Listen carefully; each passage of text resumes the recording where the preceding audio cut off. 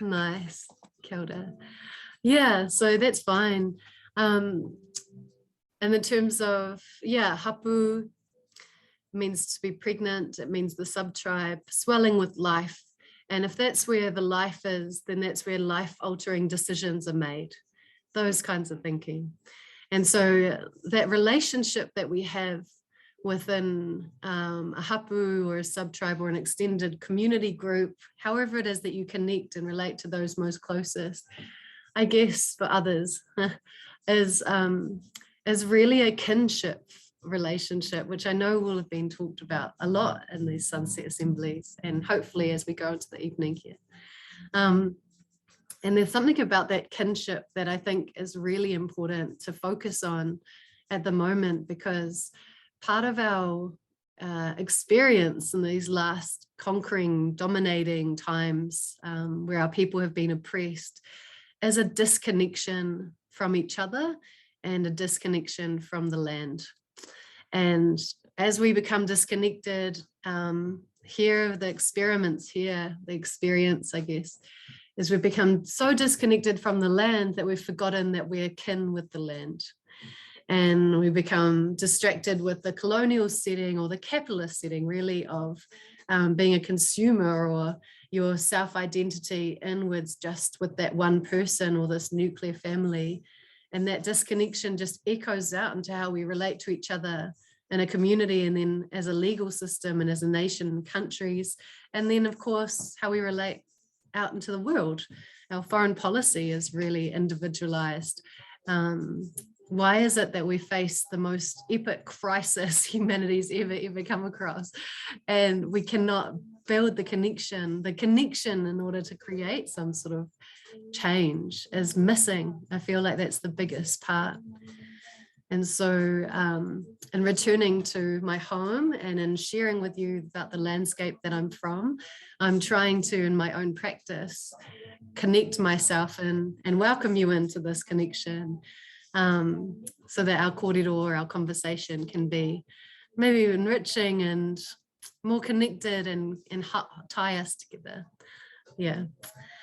So I suppose just on that same theme, on this, I told you about my grandmother's side, I translated that in English, but on my grandfather's side, I told you that my mountain is Mangapuhatu, my river is the Tauranga River, and my iwi is Naituhoi. And Naituhoi, actually the lands that I'm on now are the territorial lands of Naituhoi, not my grandmother's side, which is down the road. Like New Zealand's Aotearoa is a small place, and our tribes, our iwi, we have over 100. So when you think of Maori people, that's really a word that came as English settlers and other settlers arrived in New Zealand. We needed that word to describe us as a whole in comparison to another. But we'd never needed that word before that arrival. And so really you would identify again as that hapu, as I said, or as a larger conglomerate of an iwi.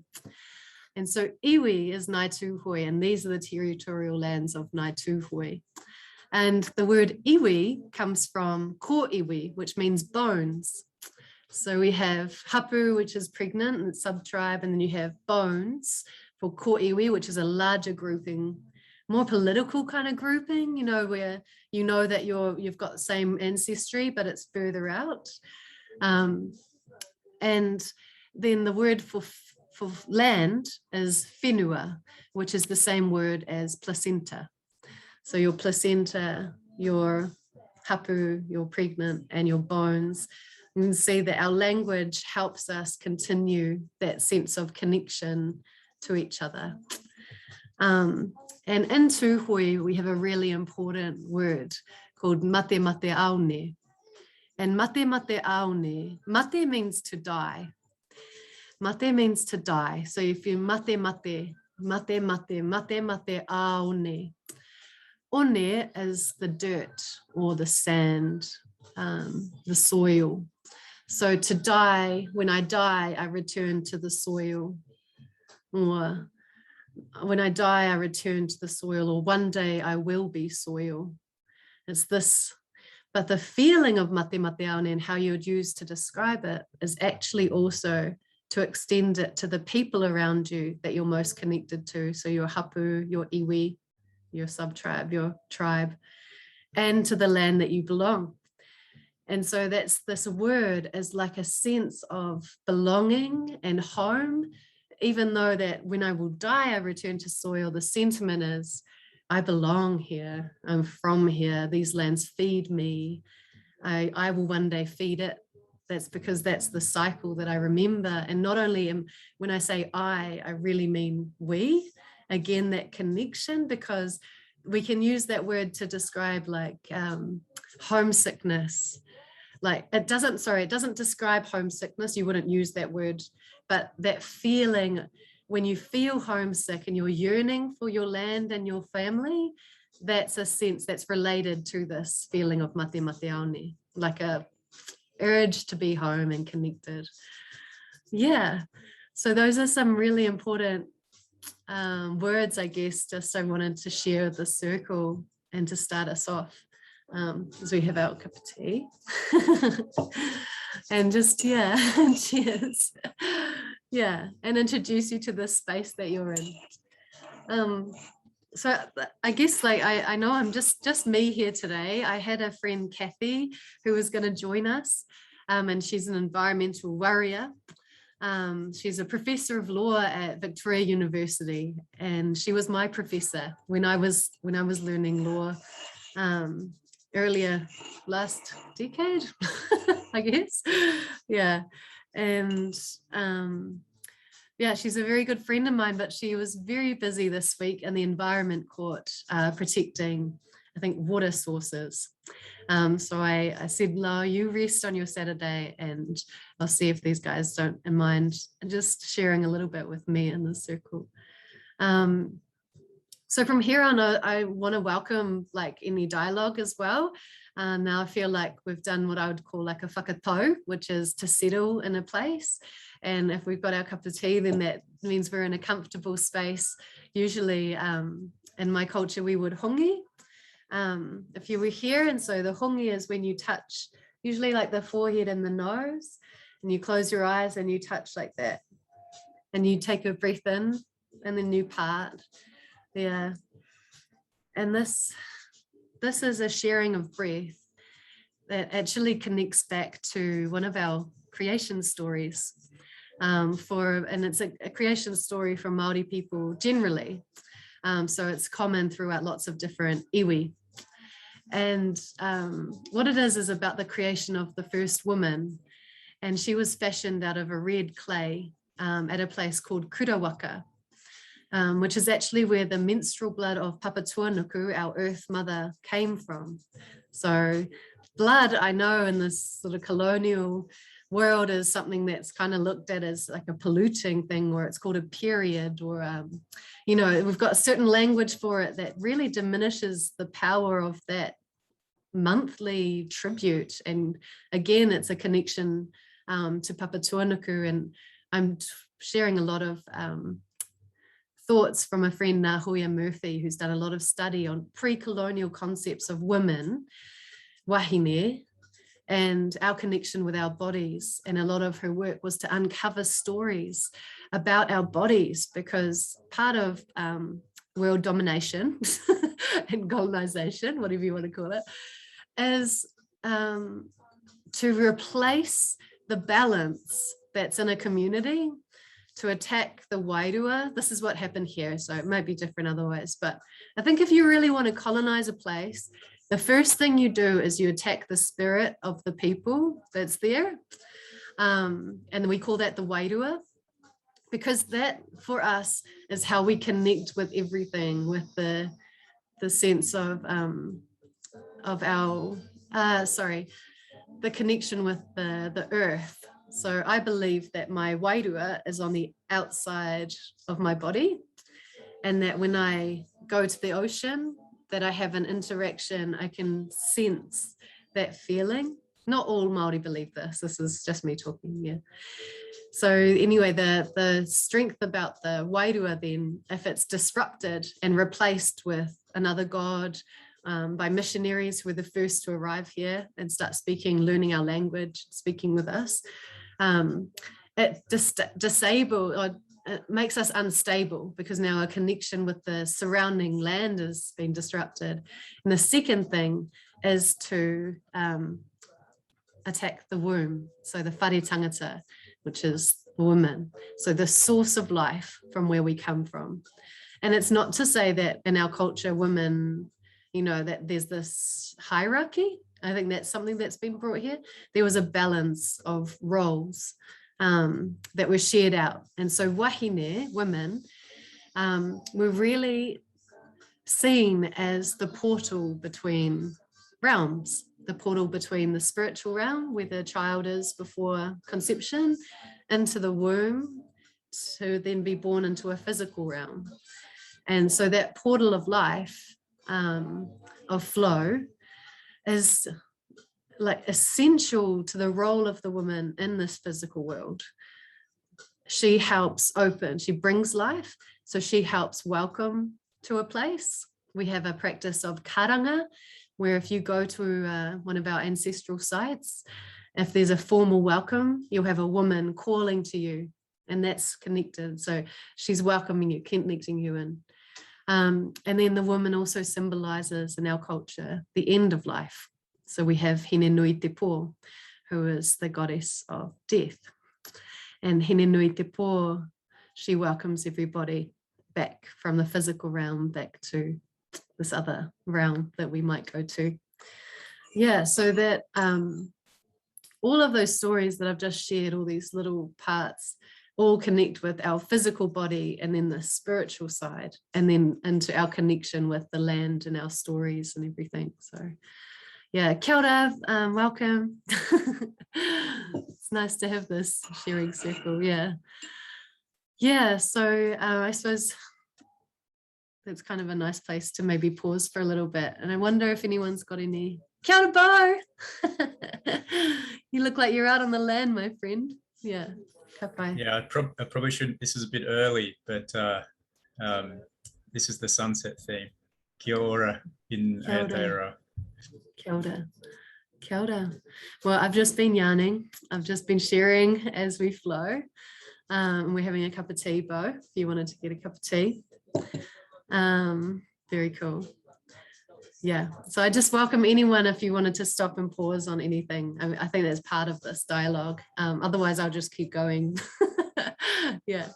But one thing I was going to do whilst you were here is to show you some of these flags and the artwork, because I think in the theme of what we've been talking about already today, I'll just turn this music down because it's not helpful,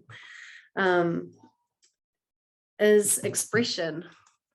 And I'll just pop us down here for a second.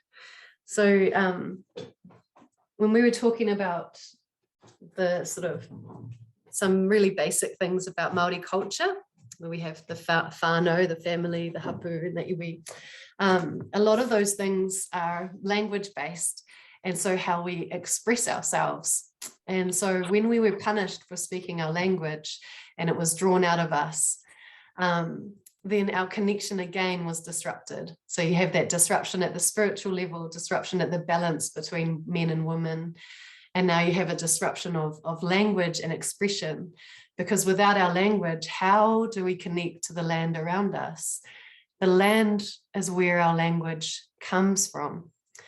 And I feel like that's a really interesting thing to dive into when maybe a lot of us are English speakers. And our language is kind of, English is like it's such an eclectic mix from so many different lands, and it's been put together in this way that it has like a really different energy to it, different vibe. And so the natural language of this land is Te Ao Māori, and that language evolved from Polynesian ancestors coming and landing in our country, but also from the birds here in Aotearoa.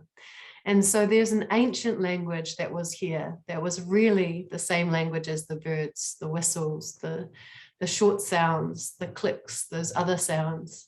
And then as Polynesian ancestors arrived, it mixed and it evolved into what we have today, te reo Māori. And we have different dialects as well. So there's one common language, but there are different dialects throughout our lands. And that's really interesting. In the South Island, they, instead of having NG, they have a K. So it changes the sound completely from tangata, which means person, to takata. And when they speak freely, it's an amazing sound. So that's the South Island typically. And then the North Island has lots of different dialects, a bit more, what would you say?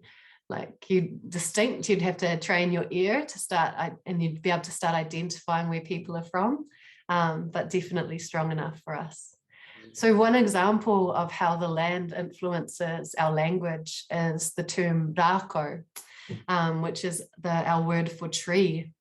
So rako can be broken into 3 sounds, ra-ka-u, and ra is the sun, and ka-u is to grow.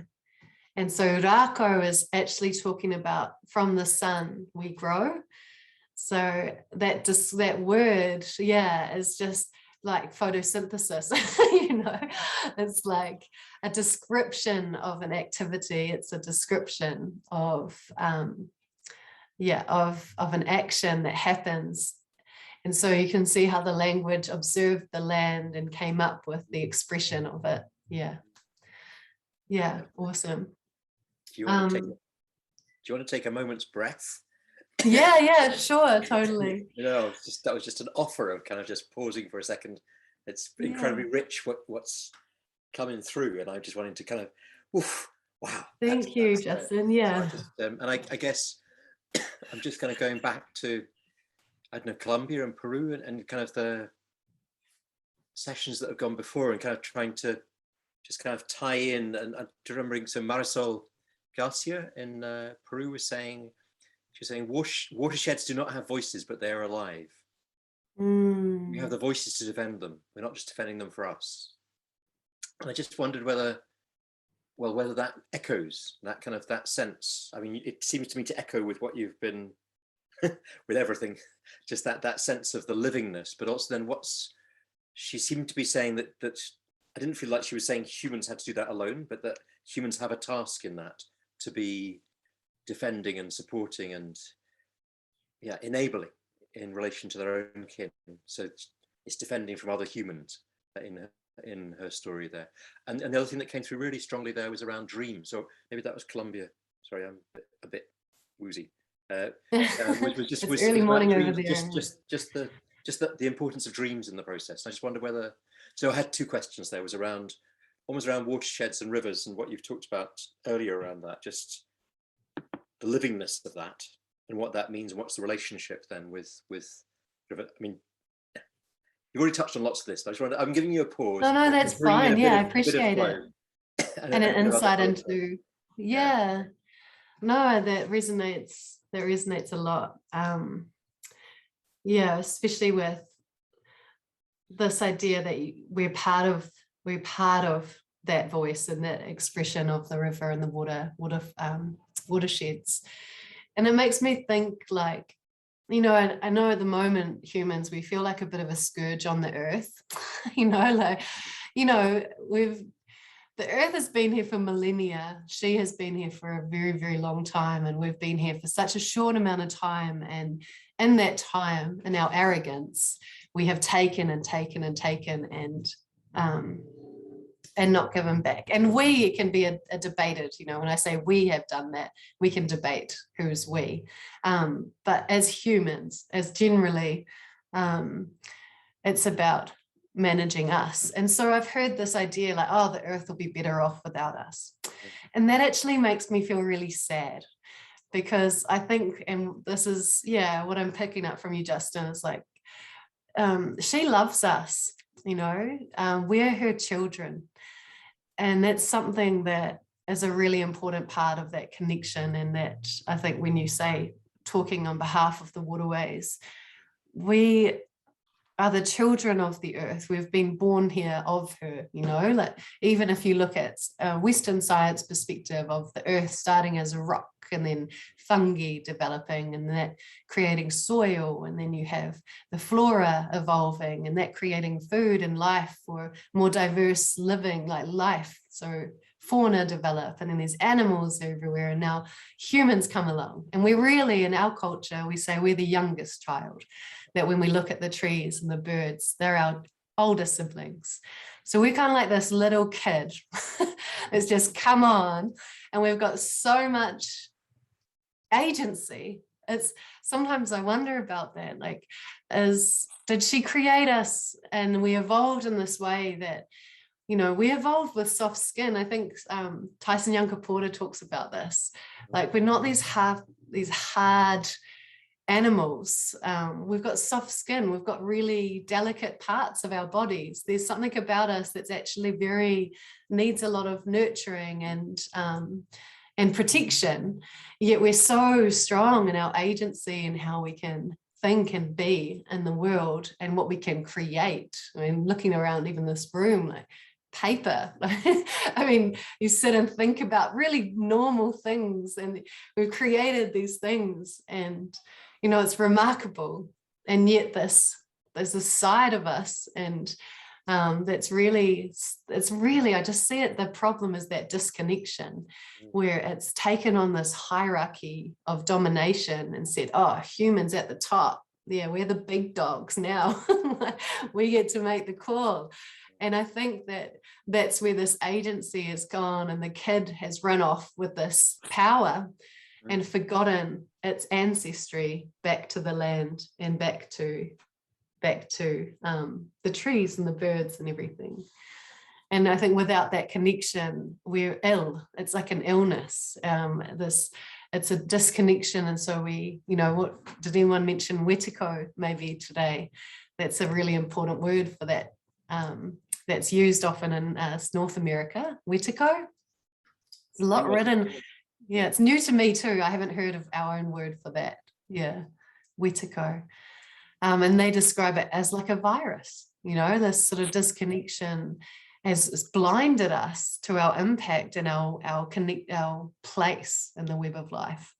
And so, yeah, and so how do we start to reconnect? And I really think that's the work, reconnection. Yeah. Yeah. Wow. I am fascinated that one of the last things I heard from the last assembly in Colombia was this amazing elder, an old man, talking so beautifully about very similar things, about how our culture, as in the global mainstream culture, has removed the feminine from the world, how the womb has been displaced and forgotten, how they used to bury the placenta and the umbilical cord for every child that was born, and now it's just burned in hospital, and how that kind of for him was the source of all evil. And I just see so much parallel. It's just beautiful. It makes it so valid for me. So thank you for bringing such freshness with your smile as well. Thank you, Tita. Thank you for sharing that.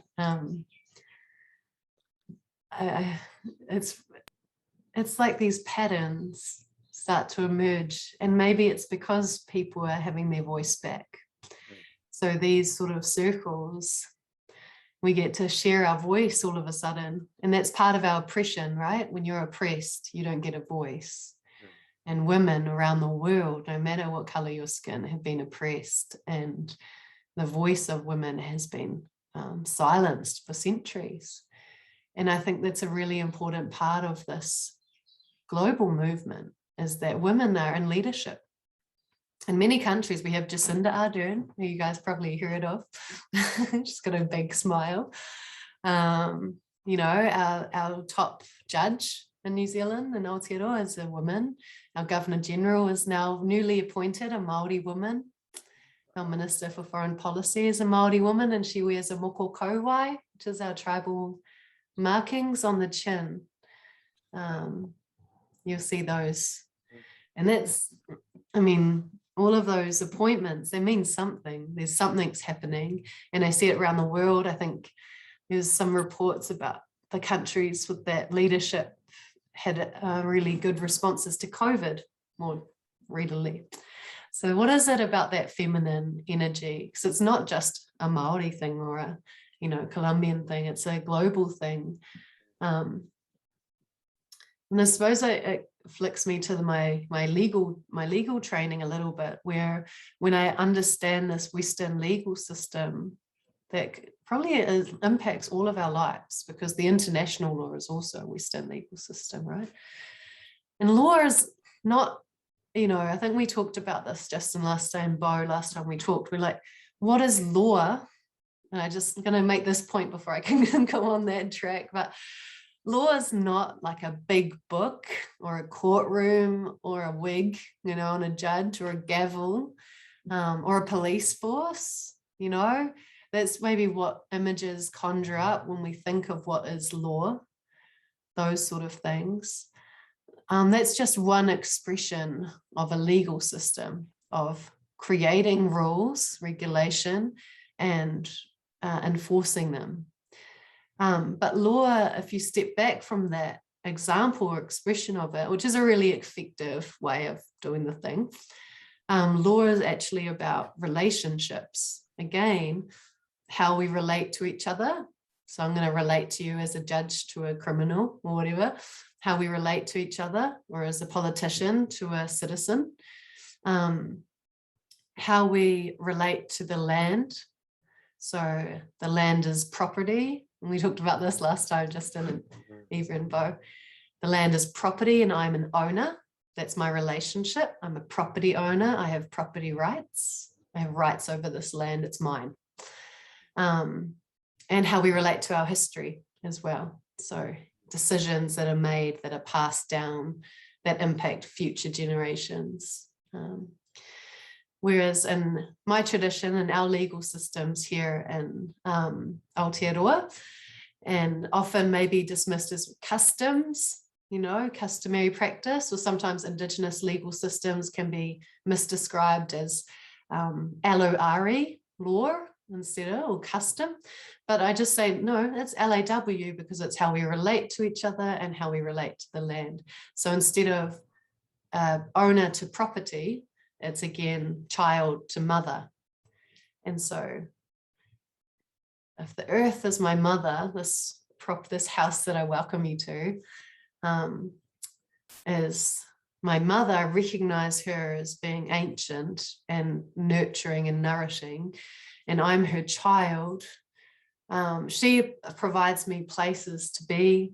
She provides me with the nourishment that I need. What's my responsibility back to her? It would be arrogant of me to own my mother. That just wouldn't flow at all. I don't think, maybe not in your families either.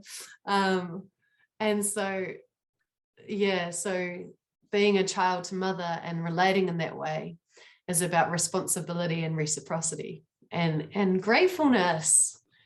Thank you for being here, for nurturing me. Thank you for these tomatoes, these excessive tomatoes. How am I ever gonna eat all of these freaking tomatoes? And then you realize, oh, I have to give them out, otherwise they'll rot. So now here's the human gathering the tomatoes and then walking out and trying to find other humans. Oh, here, have some tomatoes. I've got too many. She's given me so much. So now I get to relate to you as a gifter. That's her gift to me. Now I can give to you. And now you get to receive. And then we all go and get to eat, you know, and whoever it is you share your tomatoes with, that's come from my garden. And maybe the next day you'll bring me kamo, or, you know, that's one of our kind of, it's like a giant courgette that everybody loves. And now you bring that to me, and now I relate to you in these ways, you know? So my relationship to you is not consumer to seller. It's, I don't know, family or friend to other friend. And now we reciprocate, just like how the land and I have reciprocated. And so another word for Maori people is tangata whenua. And tangata, like I said, is person, whenua is land or placenta. So tangata whenua is almost a circle. There's tangata and the whenua, and you circle, you go, I'm a tangata, I look after the whenua, the person of the land. The whenua looks after me. She feeds me, I'm the tangata. And now when I die, I will return and I will feed her. And so it's a circle. Tangata whenua is whenua tangata, whenua tangata whenua. Person of the land. And in that practice then, as we garden and we fish in our lands, in our places of belonging, then we become more and more tangata whenua, because now my body is really being nourished by these soils, you know, undeniable. I'm not importing it from the UK and eating food from those lands over there, or I'm eating from right here and I'm feeding off the ecosystem that I belong to, that I'm part of, that my ancestors belong to. So food is not a commodity. It is a nourishment. It's a gift. And so all of those kinds of ideas of connection again. So now I feel more connected because I've had a feed, I've had something to eat, you know, just these daily practices. Yeah. Hello, Otto. That's our morning star. Hello, cool, kia ora. Yeah.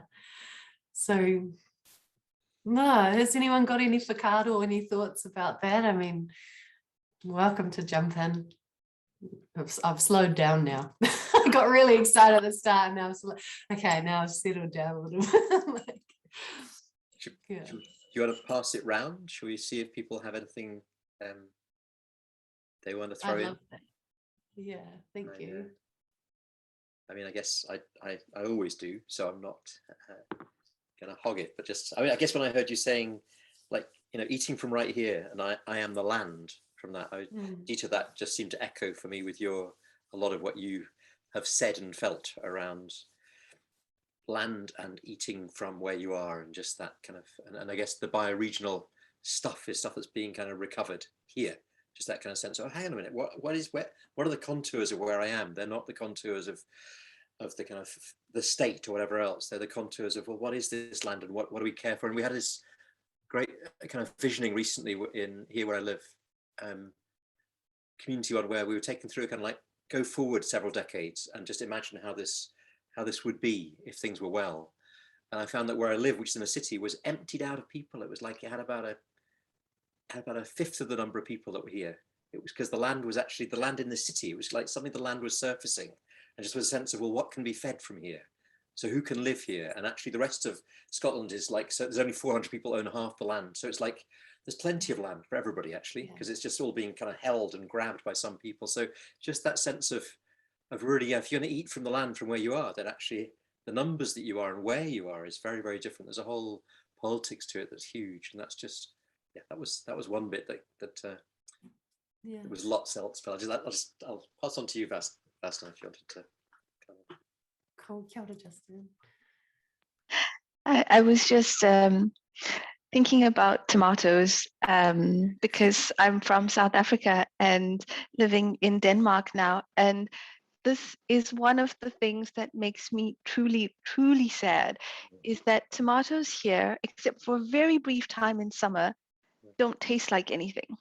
You might as well be eating a cucumber because this is not the food of this land. And so it's often, tomatoes brought from southern Italy and just lost everything of the nourishment that comes with it. And it's always been like a deep sadness to me that this is the way it is. But that just clicked when I was hearing you talk, thinking about that.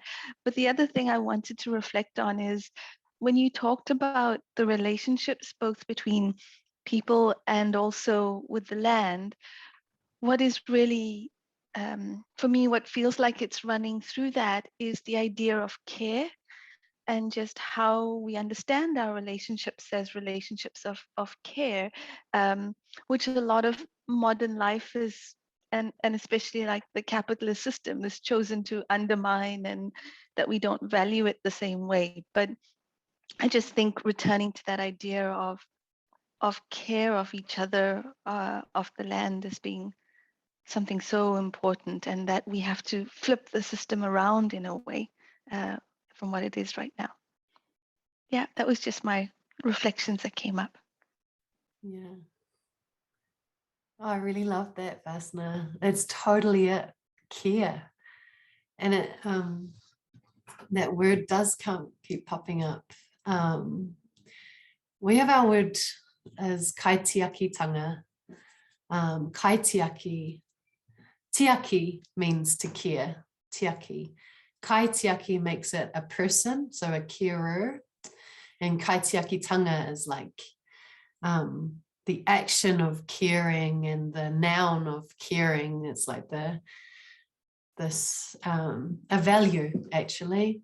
So if you were to go around our country and find the common values that underlie our society, I suppose, one of them will always be kaitiakitanga, and it's that care.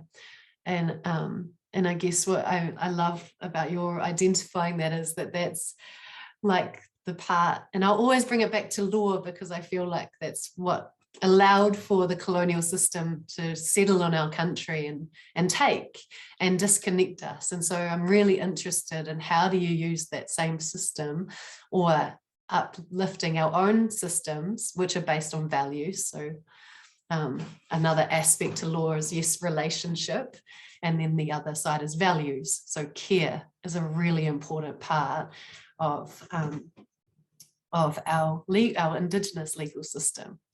So kaitiakitanga, responsibility is another way of saying it. Yeah, like the responsibility to care. Because caring is super hard sometimes. It's really easy to not care, you know, and you can get good at not caring. You can get real good at it. And I think as a, general, it's like part of that anonymousness of disconnection, that I don't know my neighbor, so I don't really care. So I'm anonymously not caring, and no one has to know, and so I have no responsibility to anyone else. So nobody knows I don't care. I just get to sit anonymously. No one knows me. And so in connection, now I know my neighbor.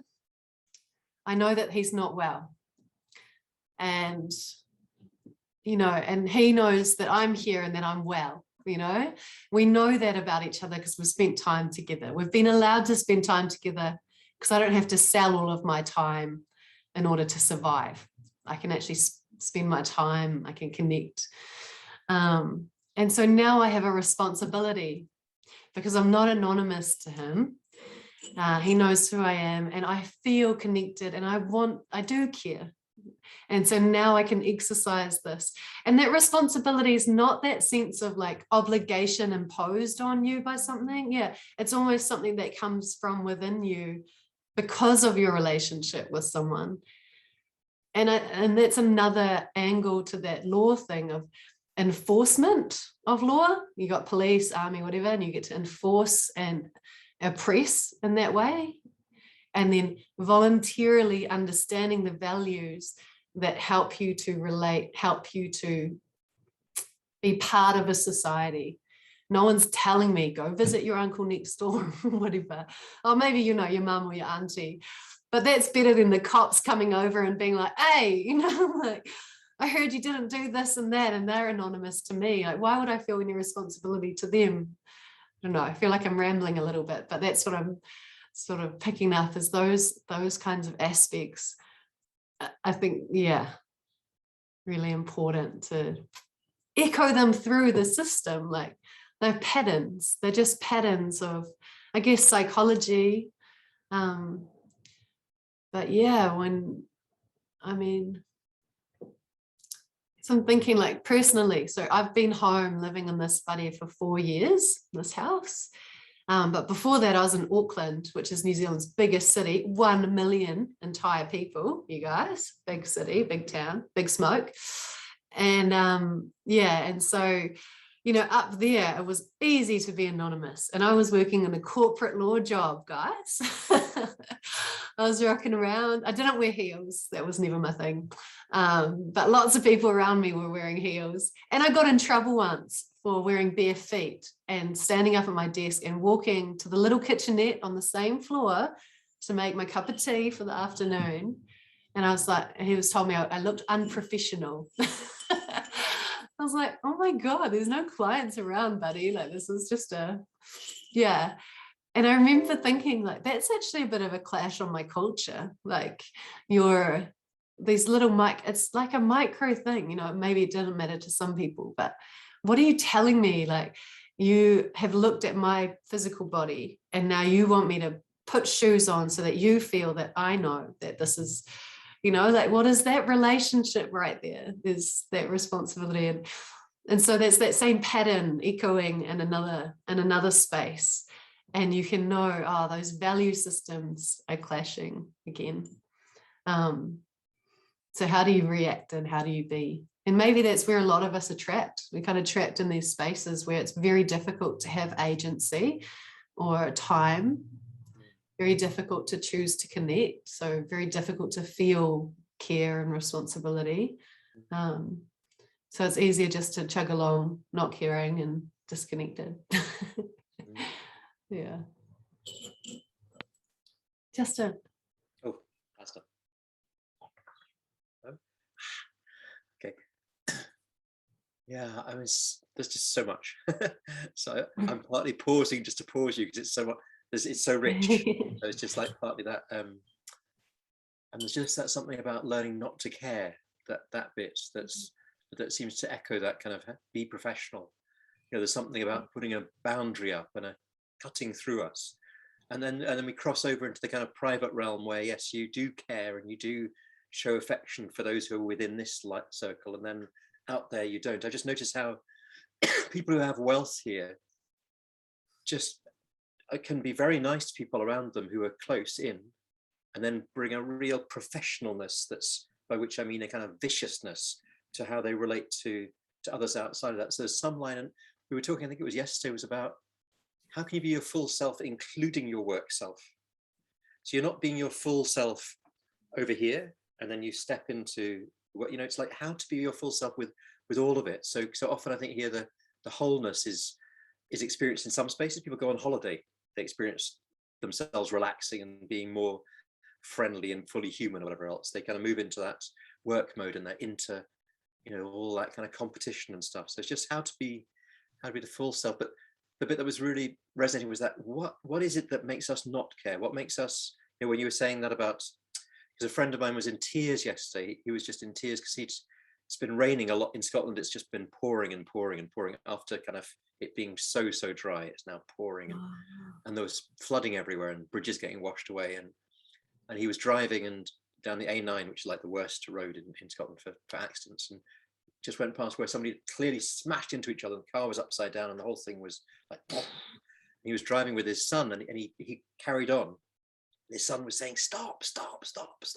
And he was driving on and he was then in tears because he had gone into protection mode. So there's just something about what we learn, I think, as little kids here is to move into a kind of protection and a closing down in response to, well, I imagine it's a lack of love, a lack of connectedness, a sense of being isolated and being alone. So just wondering whether that's your sense of where that hardening comes from, is from that kind of having learnt early that we're actually just alone, when of course we're not. That's not the truth to it, but it's kind of like a cultural learning, just where that hardening and that uncaring and that professionalizing and that just your sense of that. That speaks to me about fear, you know, the fear that we carry when we're disconnected. Because you feel alone. And so we get fearful for really natural things. Like I imagine driving past a car accident. If I didn't feel any connection or backup, you know, then to stop and to put yourself out there to witness something, even if it was to help or whatever it was, would be, and it makes me think of the fear when you don't have that backup of that community, it speaks to that anxiety as well. Because often when we don't have people reflecting love to us and we get to practice love back, it's so normal to have a level of anxiety, in our lives. And I do believe that anxiety, whether it's social anxiety or anything to do with work or other people particularly, and how we come across, or, you know, we're in protection mode regularly. And so I can imagine how hard it would be if that's your regular to drive past. But that anxiety, when you have responsibility, and this is one twisty thing that I sort of have felt since coming home. It's like there's anxiety to like go out there because you don't want to be in trouble. Like, what if I say something wrong? And what if I do it wrong? Or what if I offend somebody? Or, you know, there's social anxiety kind of questions. And then what I realized is that when I get to connect and when I have enough people around me that know me, that's relaxed, because I don't feel like the risk of being misinterpreted or not having space for forgiveness is going to cut me off from them. So I wonder if that comes back to, yeah, like you said, yeah, connection, responsibility again, because yeah, and then our actions get to flow from that instead of from fear and anxiety. So his action might have been, oh, I better pull over and I can call my uncle down the road. And, you know, like you got that community that's part of you. So you're not an individual, you're a representative of a bigger group. So when you pull over, it's your whole group pulling over to connect. So that kind of connected. Bo, did you have a little yellow hand up before? I think I did. It. Yeah. I won't speak much because we'll get a chance to speak soon, but Cool, I just wanted to share that there's a really amazing and super intelligent lady from Southeast Queensland, an Indigenous lady called Mary Graham is her name, and she describes the difference here of two different ethoses about how we are in the world. And one is a survivalist ethos, where everything in the world is out to get us, Yes. where we're constantly in danger. And that tends to be a Western cultural trait that we've learned over time through capitalism mostly, but other forms of globalization. And then the alternative that she uses to describe Aboriginal society in general in Australia is the relationist ethos, which is about it doesn't start from the point of everything is out to get me. It starts with everything is there to relate with me. Everything is there to build relationships with. And she's written some really lovely books on this that are great to read. So just thought I'd share that little connection too. Thank you. That sounds epic. And yeah, Vasna, what are you thinking? I was maybe just thinking of shifting the perspective a little bit on the conversation. Just for me, I mean, I totally resonate with everything that you've all said, but I was also just thinking how powerful it is when we're in those spaces that try to define us and we are centered and feel comfortable, and then we can claim the space in a different way, and how important it is that we take that responsibility as well when we have the opportunity to make those spaces different for other people. And maybe I'm talking too abstractly, but for me, as a woman of color from the global south living here, it's really important that the work I do for Africa, I do here and not in Africa, even though my heart bleeds not being home all the time. But it also allows then for me to do things in a different way from what's the standard of a neoliberal academy or things like that. And I see how that can really bring the light to others to do the same.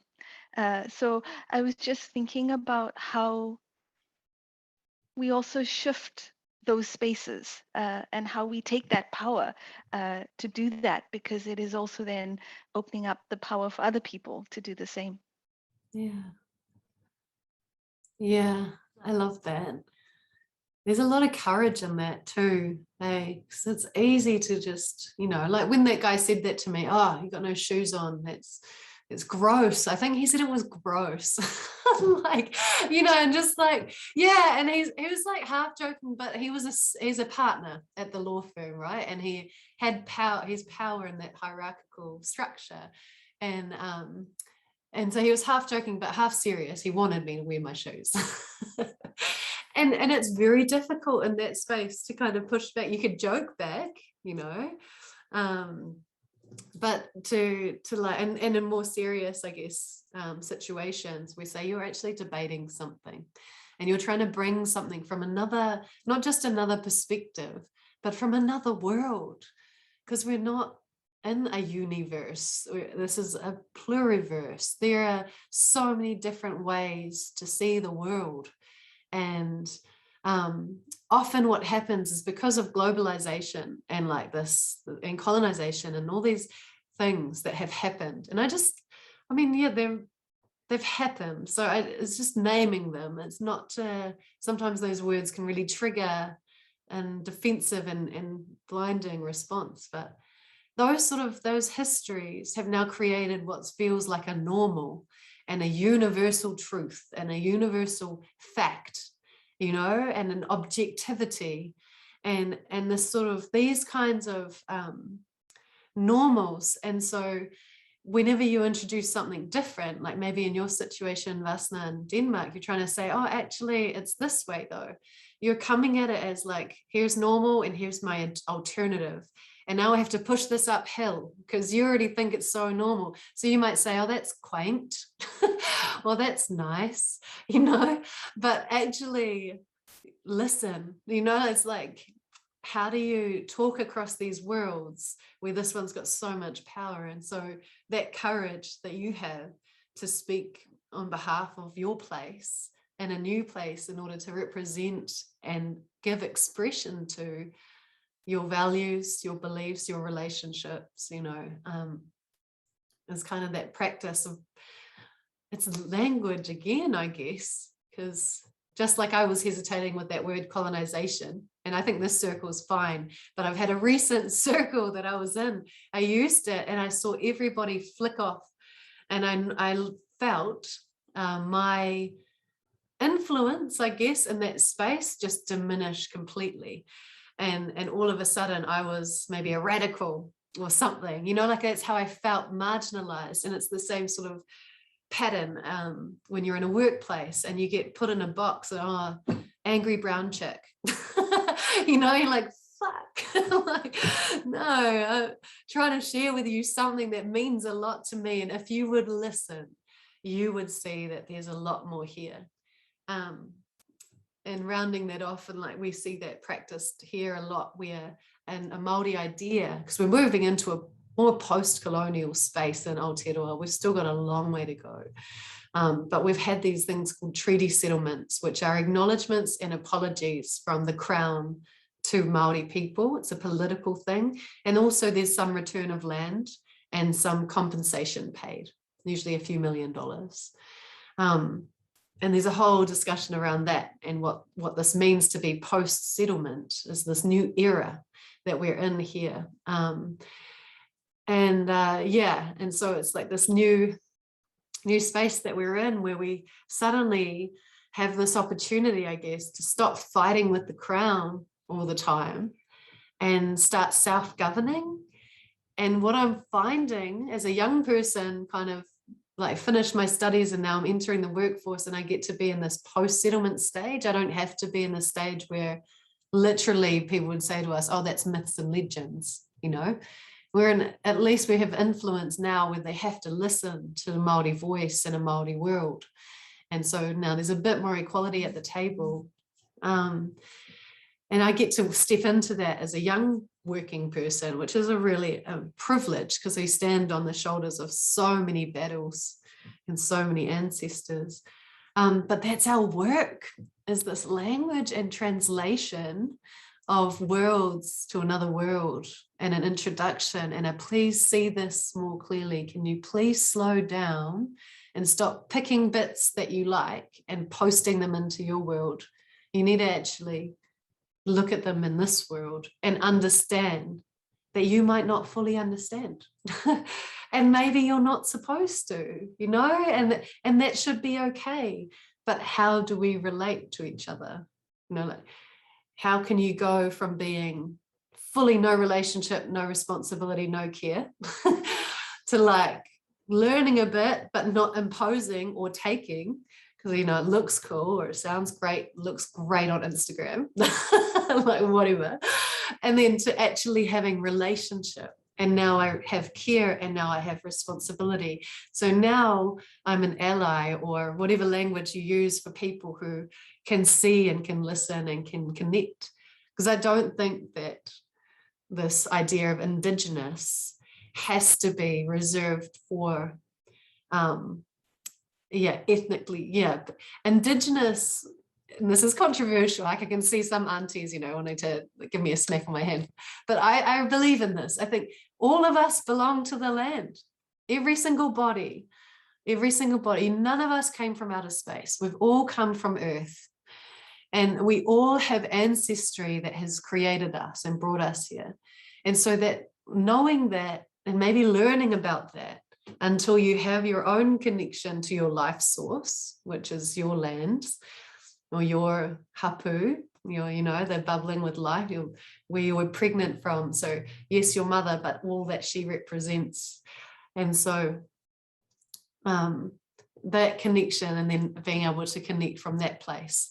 So when I talk to, we call Pākehā people, so non-Māori people, the word Pākehā, it's the language that we have here. And so a lot of our work, when we're trying to work with people to see the Māori world as a whole world, not just like a brown version of, you know, assimilated culture.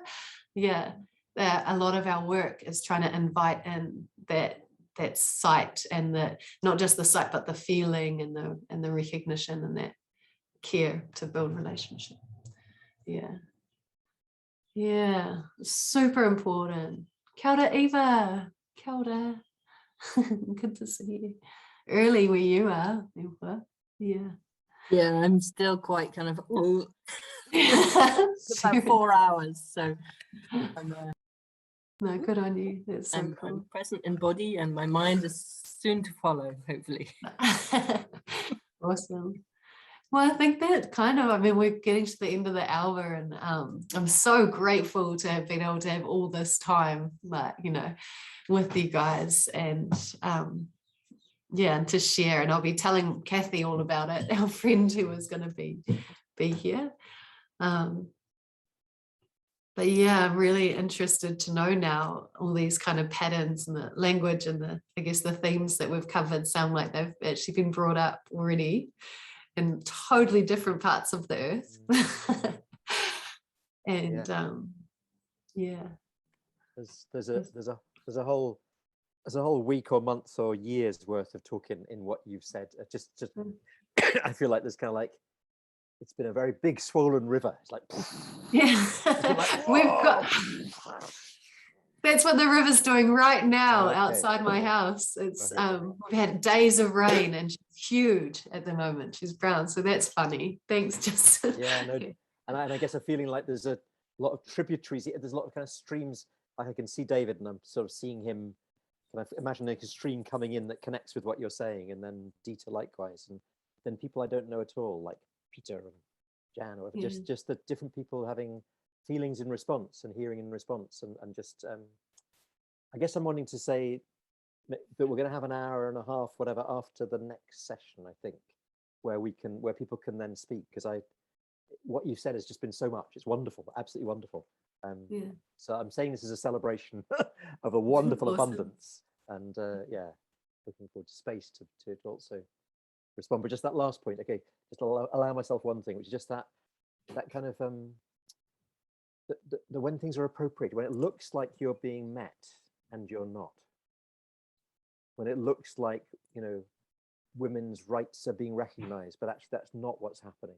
You know, when it looks like Indigenous people's rights are being recognized, but actually being appropriated, when it looks like the oil companies are changing into renewable, but that's not what's happening. When governments look like they're going to take action at a COP, but that's not what's going on. When it's just that kind of, but I have this theory of change, which is hypocrisy theory of change. You want the powerful to say what they don't mean, and then you got to hold them to it. So there is something about not just kind of going, oh, they don't really mean it. It's like, well, they don't mean it, but how do we get them to mean it? How do we insist they mean it? How do we, so just something, I'm rocking back and forth. Because it's like how to be at this place where you're both holding out against deception and lies, but you're also really trying to encourage and enable and allow that transformation to happen. And it just feels like a rocking chair place. So that's just, Yeah, I mean, that's kind of the era that we're in now, as trying to, okay, cool, we've finally fought our way to this point. Now, how do we connect?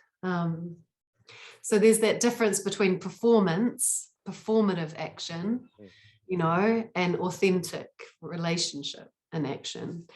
And I think that's what our government's really good at. Like we have the Māori World Cup, the Māori World Cup, the Rugby World Cup. We have it here, you know, in New Zealand. And you have like so much Māori culture just on display, you know, like freaking everywhere. People coming would be like, holy crap, what an Indigenous place. Wow, this is amazing. But actually so performative, because what is the true relationship between that government and speaking from both sides having their voice, what's actually happening there? So at the same time as that was happening, there was one of our oldest settlements in all of our lands was being sold for a development, and it's the most fertile land. And, you know, Auckland is volcanic. It's just got the most incredible soil. And these lands were just reserved, should have been reserved for gardens and for the people, the local people that were there. But no, they wanted to build, I think it was like 500 homes on this fertile land for dollars, you know? And so that was happening at the same time as all this performance of our culture being wheeled out on display. And so that I use those analogies, performance and then authenticity. And I think the authenticity, like in the work that I'm doing now, it takes a long time. And I think that's okay, because you have to work with people in the group. This is what we're learning anyway. And you're bringing them in. You can't just trade information from this point to that point, right? From we call the hinenaro, the brain. It has to connect in our way, the brain, the heart, and the puku, the stomach. And if we can connect in that way, which is, we call it wānanga, where it's not a hui, which is a meeting, it's a wānanga, which is a like time, like with the circle, we have lots of time. And wānanga is about deepening. So it's not sharing information, it's creating it. And the source of information, we'll say, is from the alignment of those three, and especially the guts. You know, gut feeling, your instinct. There's a brain in there, and a lot of our creativity comes from your gut. And so when you can align those three things and sharing space with someone, you can have more authentic discussion and more authentic relationship, which would have actual impact. So that's why I really love this circle and this experiment, because it's giving space in an online setting to try and connect those things more than just, I'm just here to trade info and transact. You know, I'm not transacting, we're sharing, it's deeper. Yeah.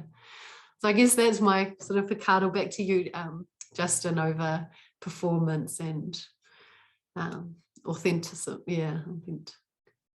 And now I'm eating into Arnhem land. So I want to just say thank you. Ngā mihi nui kia koutou, kia tau te rangi Māori e runa ia koutou. Yeah, ngā mihi mahana kia tino pai tō tātou rā, tō tātou pō. Aroha nui kia tātou, kia manawa nui kia maia. So kia ora. Thank you, everybody. Thank you so much.